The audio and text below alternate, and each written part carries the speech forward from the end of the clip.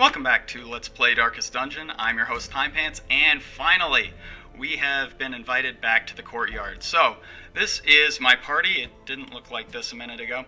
Alright, this is my party. So, we are going to be taking Mulan, be a man. There we go. We're taking Be a Man, Pikiri, Fecamp. Wait a minute. Fecamp.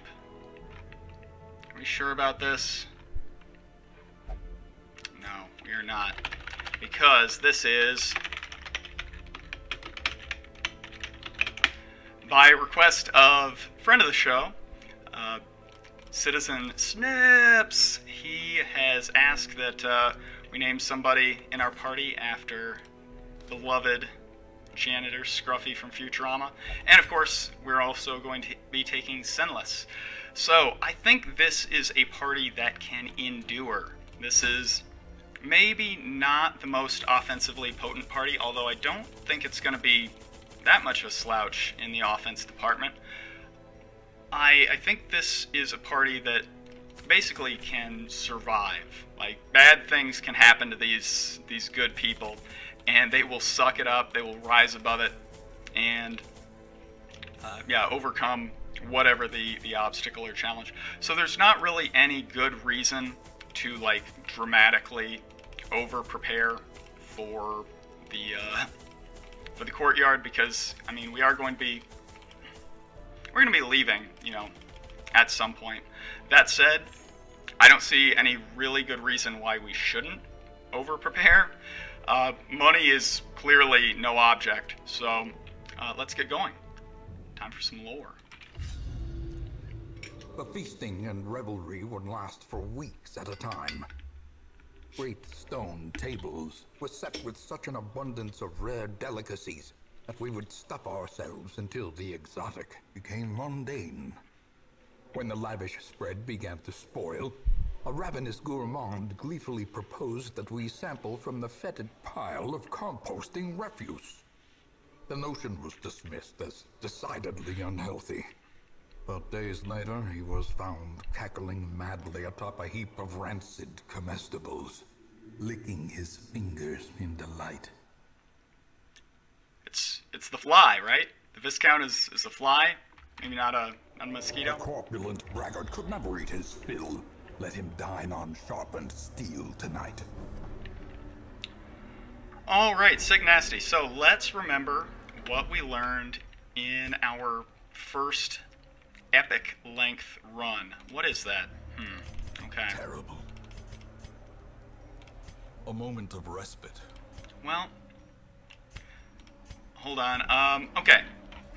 So I remember the game seems to position the keys down here and position the doors to the north.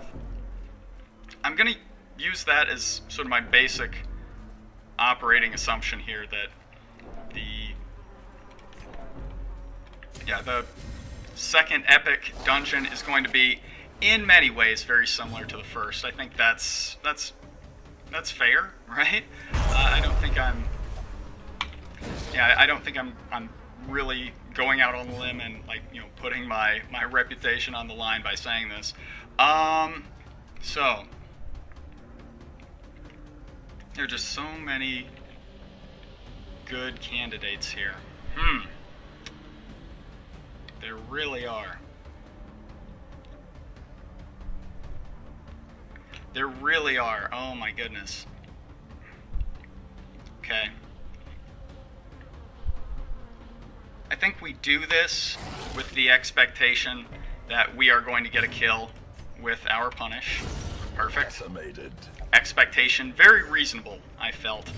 And yeah, I thought it was worth chancing it because, yeah, Infallible Servitude is a real bitch to deal with. The protection, probably not that big of a deal with his health total being what it is, but yeah, the fact that we can't immediately access one of the biggest threats on the board, so to speak, definitely cause for concern. So, at the very least, we've got that dealt with. Now, how do we proceed here? Yeah, I think we just work on getting the Chevalier down.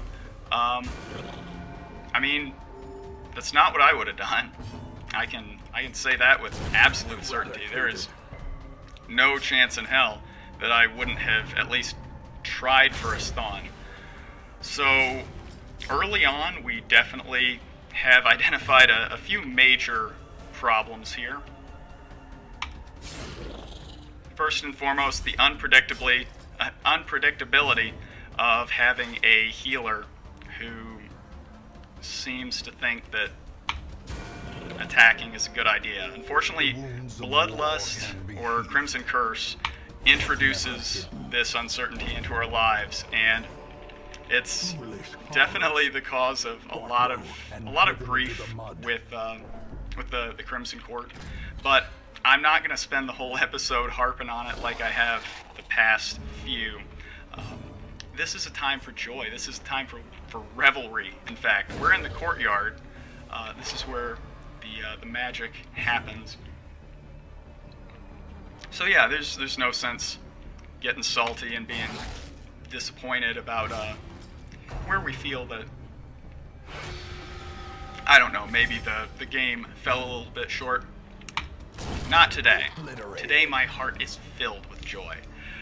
I mean, you weren't there, and thank God you weren't, but you weren't there while we did all of the runs necessary to get, first off, the infestation up to a high enough level that we can actually, like, get some invitations and show up to the party.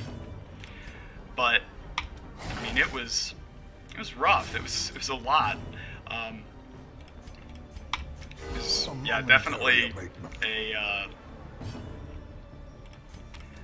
a time for me to starkly evaluate what I enjoy most about this game. And I can tell you, doing like a whole mess of short runs just because I want to get them over fast enough, definitely not it.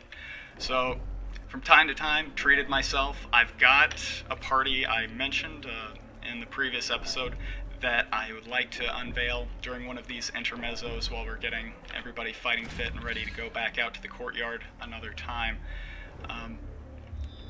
That's for later, but I think that's going to be a ton of fun. So, like I said, the basic party members are going to be an Abomination, a Jester, and other than that, I'm a little bit on the fence. Obviously, for a healer, we have to have an Occultist, but do we? Like, I think with somebody who can guard, somebody like, for instance, a Houndmaster, we might be able to get by with, like, an Antiquarian. And wouldn't that be neat? Or maybe, yeah, maybe even a Plague Doctor would suffice for, like, a medium-length run for healing. So, I don't know. But that's definitely, yeah, that's definitely on the docket, so look forward to that. This is perfect. I would like to get 3 kills. That might be unrealistic, but I don't think so. I think we can get at least 3. Or no. Let's be at least somewhat realistic in our estimate. 3. I'm gonna say, I am going to revise that prediction. Shit ass. That wounded me to my core. 1 kill. Oof. That is terrible. That was no fault of our own, other than, I guess, the inherent risk of running a, God bless America, the inherent risk of running a flagellant. But, yeah, we did everything in our power to make sure that worked, and it just didn't. And that's fine. We can't get salty about that. Now we will get salty if we get like a third party member with like Crimson Curse this early. I think that would be very, very justified in the sudden infusion of sodium in our systems. But yeah, this seems fine so far. I mean, obviously we haven't truly been tested. None of these encounters has been like all that rough, but my own experience, admittedly limited experience of the Courtyard, is that it's not really, with the exception of fighting the giant, nasty, like Captain Hook crocodile, other than that, it's not really a situation where like one specific enemy is what does you in. Like it's not like there's one specific encounter that just sort of overwhelms you, that you couldn't have possibly expected or planned for. It's not really like that. It tends to be sort of the sum total of all of the stress, all of the damage, that kind of just grinds you down, and eventually, this is fine. And eventually you just kind of succumb to the mounting injuries on your party. This actually is a pretty good example of what could potentially go wrong. A heart attack would be just catastrophic. I mean, it generally is, just in life, but let's try this.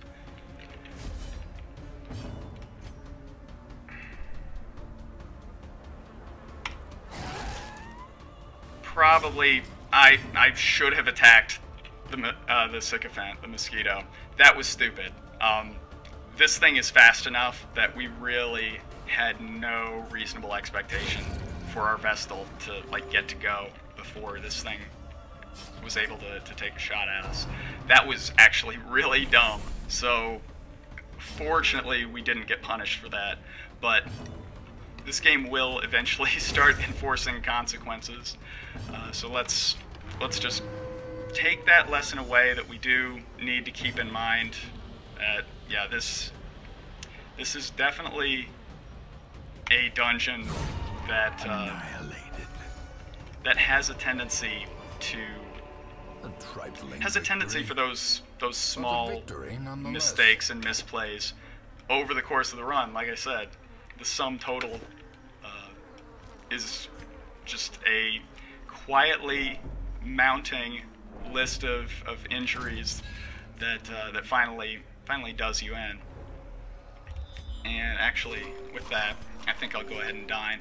There's no way that just the hunger events alone are going to be sufficient to really make a dent in our food reserves. And we don't have firewood, so camping's out of the question. Although I do realize now, I looked back at one of my videos, I believe it's the video where we got the second boss of the Courtyard, and realized, oh right, we definitely had a chance there to like use one of the curios and like use a shovel on it. I think it's the case of wine, and like turn it into firewood. And I guess I follow it, like you bust the crate, like the wooden crate, up with a shovel, and you got wood, you make fire with wood. I get it, I follow you, Red Hook. So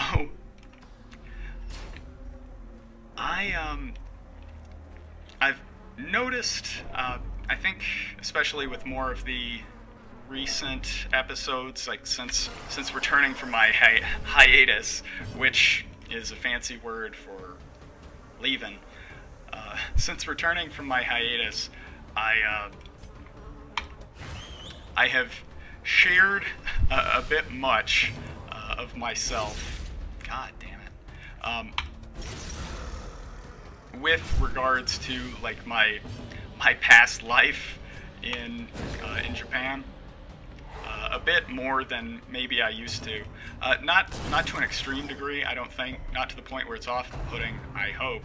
But yeah, I think I've done that more than usual. I hope I don't come across as this dude what like overshares and that's like his thing. I really don't want to be that guy. Oh no. Well, unfortunate. Yeah, I don't want to be that dude. But that said, the there is definitely a classification of dude what overshares, like way too much. When I was in Japan, I am so sorry. When I was in Japan, actually, I did a second round of training because I like left. I left West Japan, where I had like first started out.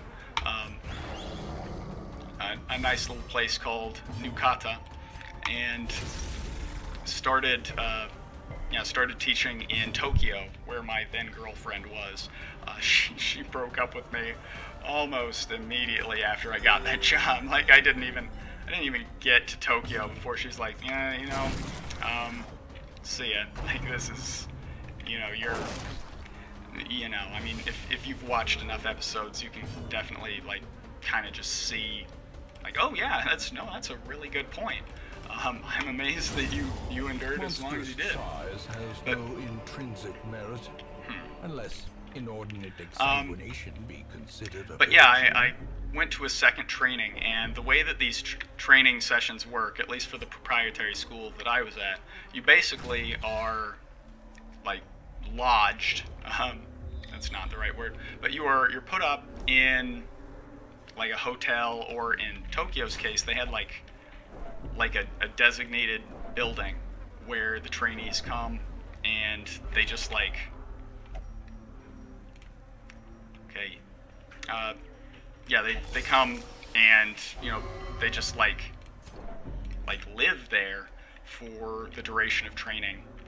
So I think the idea is they can keep an eye on you so you don't like go crazy, being that you're almost certainly in like your early 20s, and in a foreign country where at the time it seems like there are no consequences. Fair enough. But there was a dude I met, and he definitely lacked sort of the filter that most people have and just kind of take for granted. Because like one of the first conversations that I had with him, maybe I should preface this. Do you know what autoerotic asphyxiation is? If you don't, let me hang tight for a minute, and I'll tell you all about it. That's an autoerotic asphyxia joke. So basically, it's strangling yourself during masturbation or intercourse. I didn't need it. Really prefer if that didn't happen. It feels good when you finish, compared to, I guess, not doing that. Which, I mean, I would like to really get into the mind of the person who discovered autoerotic asphyxia. I'll get it right one of these days, because I don't know who was like looking at coming and they're like, yeah, this could stand to be a little bit better. Like, really? This is in great need of improvement, is it? Not like, I don't know, medicine. Nah, let's make sure we improve on the coming. So anyway, where am I going with this?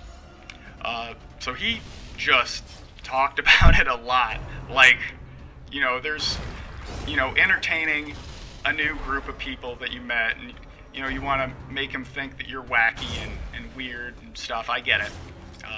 I definitely was at that point in my life, probably around the time that I was in Japan. Yeah, I was definitely there. But you don't want to be the guy. Like, if you are young, if you're especially, you know, teen, 20s, like, right now your personality is developing. You are growing, you are flourishing, you're becoming a woman, or in some cases, the opposite.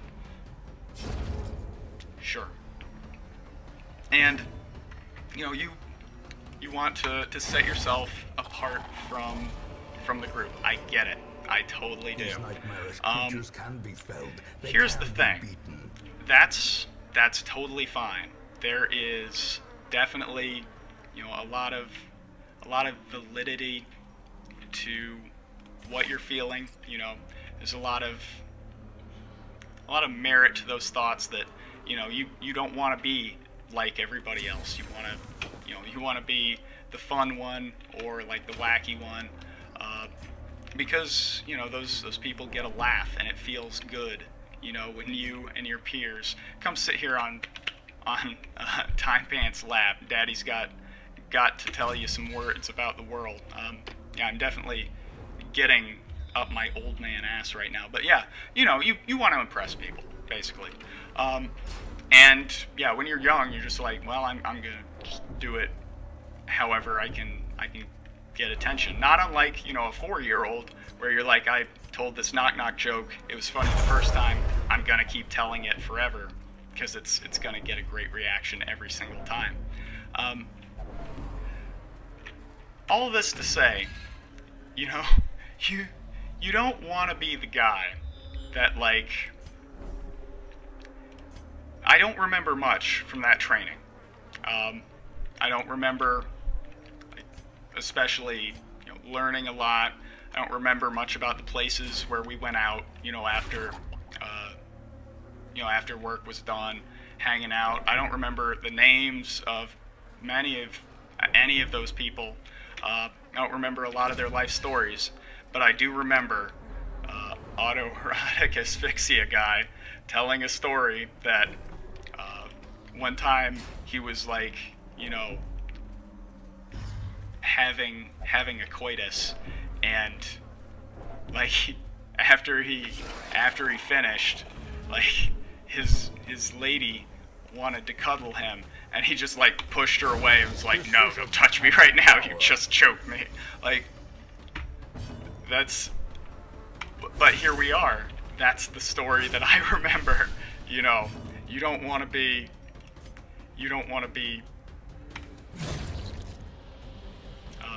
strangling and jerking it guy. Like, that's not a good look. So, I'm not saying that you have to, like, you know, be prim and proper and, you know, protect your reputation at all costs, never embarrass yourself, Lord knows.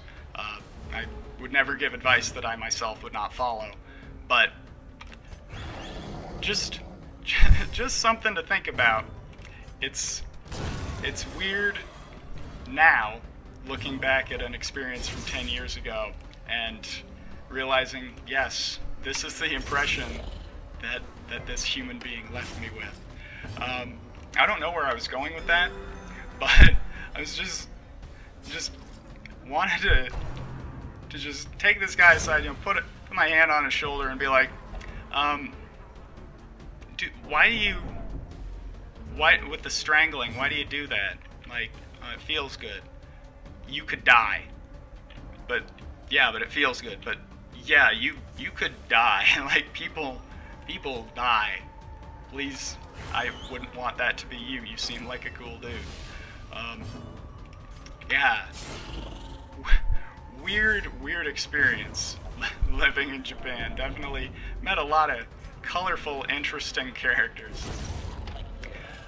But yeah, like, just, I can't imagine being, you know, in a situation where, you know, you go, you know, your spouse leaves to go pick up groceries. You're like, well, I got a free minute.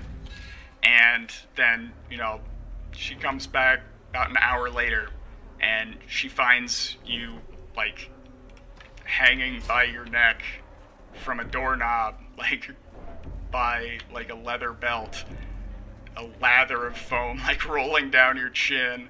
Like, just hanging there splayed in front of all this weird porn, like a sweaty pink piñata that just burst open. I don't want that to come up at my funeral. So that's what's kept me on the straight and narrow.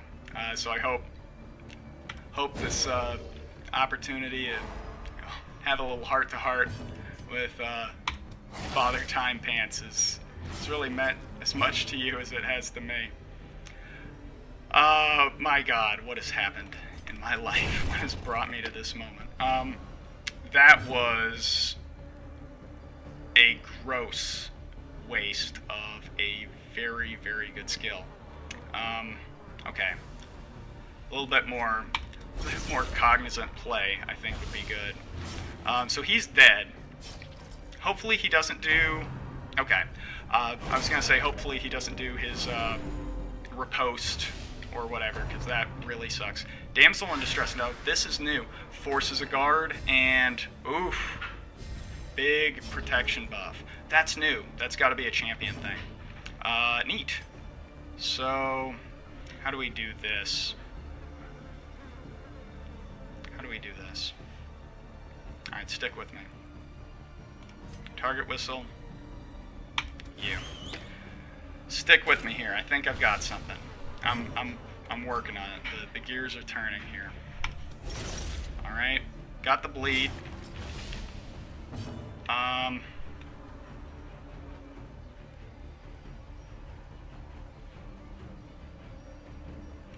think we hit here.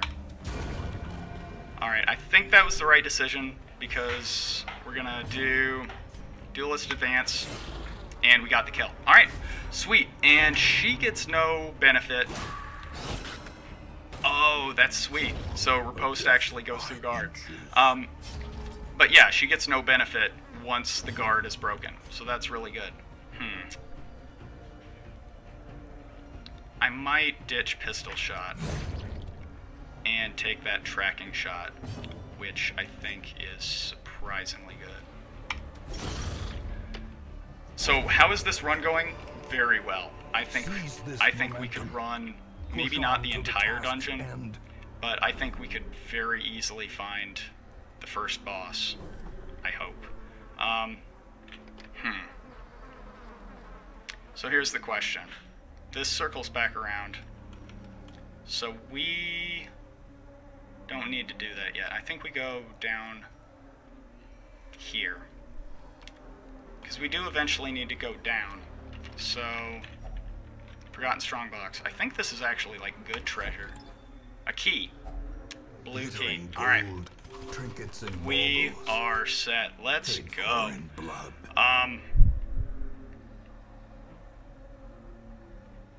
Yeah. Let's go down here. And I think we are in a position where we can realistically fight the boss. I did not realize that the flagellant does not keep the, it doesn't keep the Death's Door debuff. That's really good. That means you can play a lot more dangerously with him than I thought. Especially because I think he actually gets a buff for being on Death's Door. At the very least, he gets a buff for having his HP that low. I don't know if Death's Door offsets it. A hideous mutation. Unnatural and abhorrent.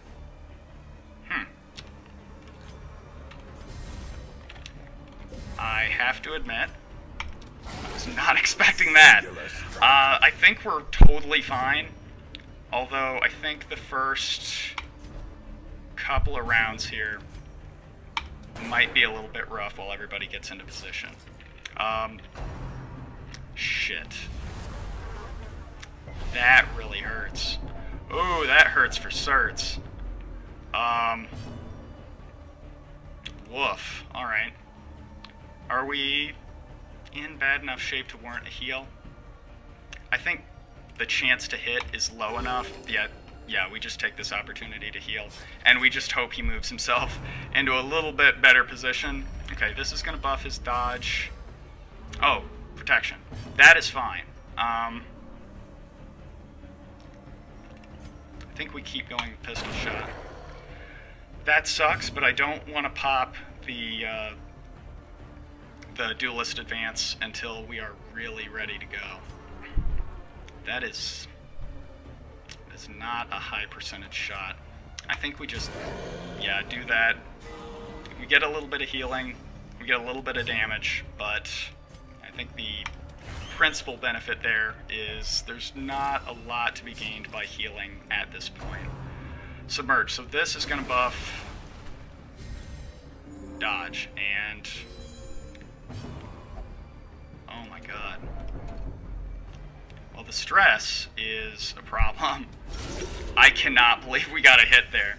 And after his cure wiped it, so yeah, this is gonna hurt a lot. Wow. Perched at the very precipice. Wow.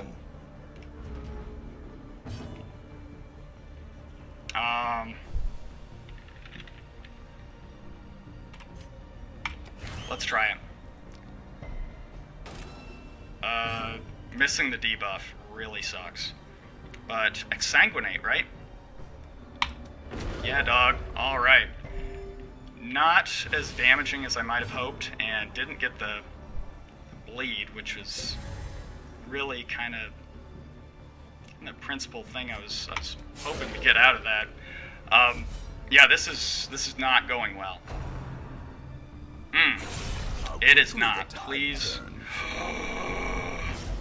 She could die right now. Survival is a tenuous proposition. Okay. Sprawling tomb. Real bad. I think for now we keep going. If the situation worsens, and we're gonna have to be very cognizant as to that hurts. As to what a worsening situation looks like.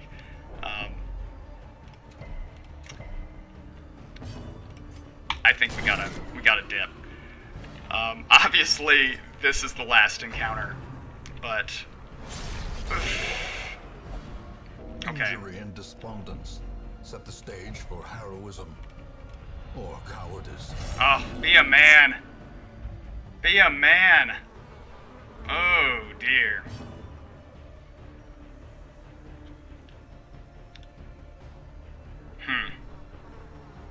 I mean, you know the dilemma here. Do you guard, or do you go? I think we roll deep. I think we roll deep. Gosh. Not terrible.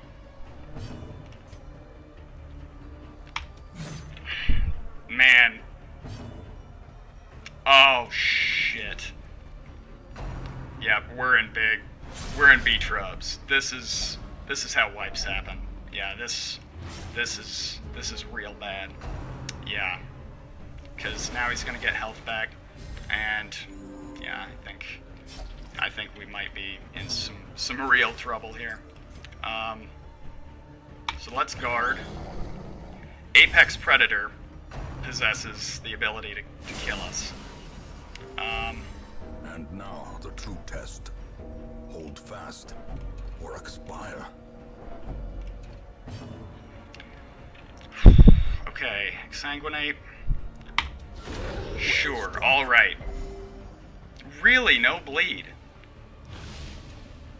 I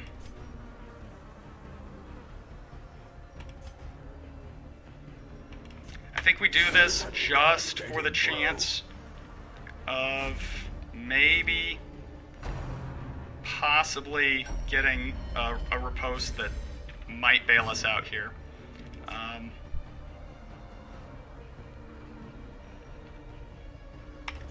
I made a mistake. Duelist advance was a big mistake. That might be dead. No. I cannot believe it. Holy shit. That was super lucky, except for the obvious human blood that we have on our hands. Success. But Clearly in view. we did it. I don't think we keep going. Trick of the light. Let's Let's never speak of this again. That was... Interesting. But that was really bad. Okay. I guess we just, take it. Pretty middling. But we did it. I am proud of us. We did it. Alright, so let's get out. Obviously, you know, that victory did have a human cost, which was unfortunate. So that we may learn to pick ourselves up once again. That is so good. That is more Lucky Bucket Brewing Company, Dark and Brooding, Certified Evil, Imperial Oatmeal Stout. Fantastic. Part of a balanced breakfast. So, I mean, at the very least, we did get rid of somebody who had the Crimson Curse, so it wasn't all bad. But, not exactly what I would call a tremendous success. But we have a key, we have a direction. All of these are positive changes. So we are going back soonish. And the letter was on its way. Is it time for an intermezzo? I don't think so. But also be excited for that, because our party is about to pop off. Alright, well thank you very much for watching, and I'll see you next time.